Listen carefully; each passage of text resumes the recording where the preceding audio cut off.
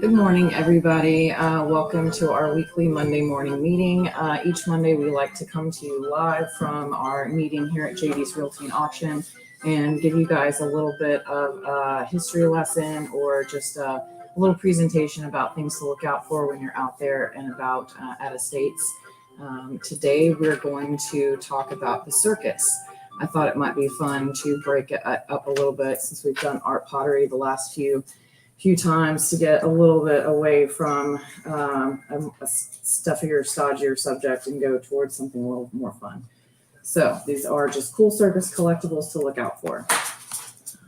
Let's see. So Philip Astley is credited as the father of the modern circus. In 1768, Astley, a skilled equestrian, began performing exhibitions of trick horse riding in an open field called Halfpenny Hatch on the south side of the Thames River.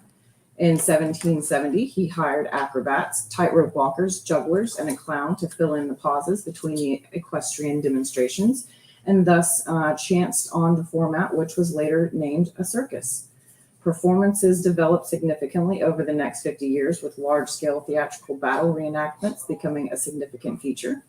The traditional format, in which a ringmaster introduces a variety of choreographed acts set to music, developed in the latter part of the 19th century and remained the dominant format until the 1970s.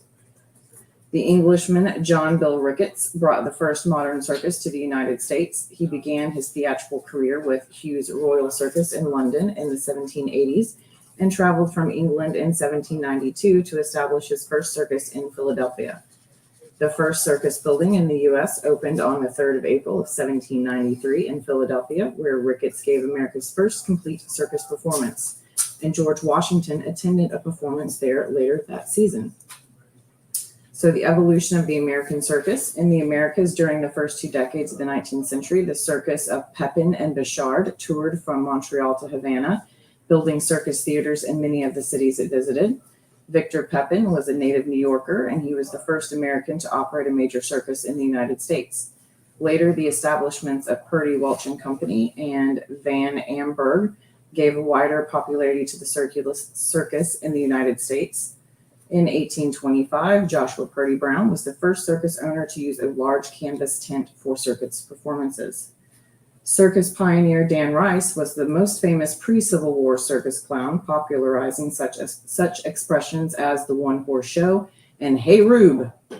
The American circus was revolutionized by P.T. Barnum and William Cameron Coop, who launched the traveling P.T. Barnum's Museum at Menagerie and Circus, the first freak show.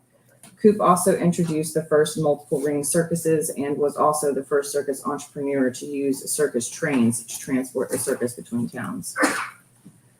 Barnum and Bailey's lasting impact. After 1881 merger with Bailey and James L. Hutchison's circus and Barnum's death in 1891, his circus traveled to Europe as the Barnum and Bailey Greatest Show on Earth, where it toured from 1897 to 1902, impressing other circus owners with its large scale, its touring techniques, and its combination of circus acts, a zoological exhibition, and a freak show.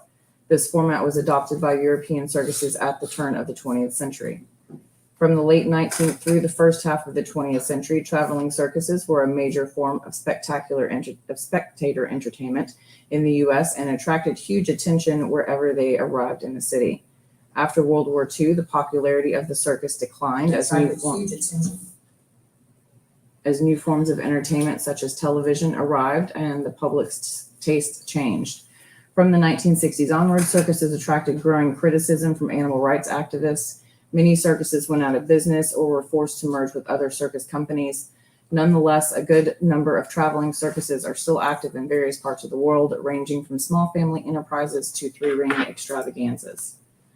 So Circus Collectibles, collecting circus items remains a vibrant and colorful hobby, especially paper products. Photographs, posters, literature, business records, and artifacts. The grandiosity of the big top with its music and artistry resonates still in the heart of every collector.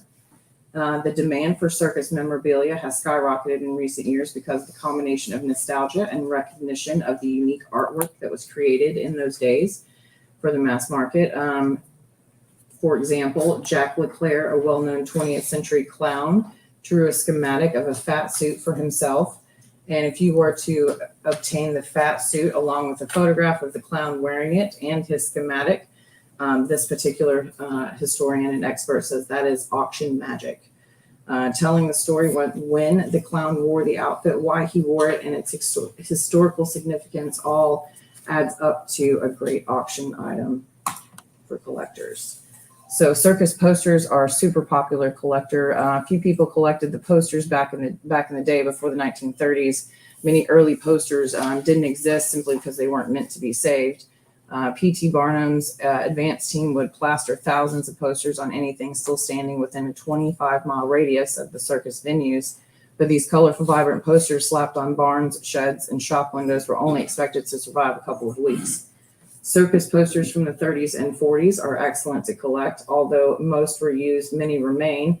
Barry said the value of these posters has shot up in recent years. An excellent starting price for one of the sheets, the 1930s authentic sheet posters, is about $600, whereas 15 years ago it was only about $300. Reproductions, however, run rampant. Most replicas are from after the 1960s. In the 1970s, the Ringling Brothers sold reproductions at performances. And Barry suggests collectors always check poster dimensions. An authentic poster will always measure 42 by 28 for a one sheet, or for multiple dimensions of that if it's a much larger broadsheet. Check a poster if it has the letter P in the margin followed by stock number.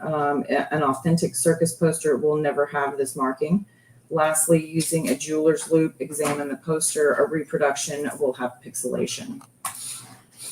So another great item to collect are props and costumes. Some so like the strongman weights, acrobats tutus, clown shoes, rings.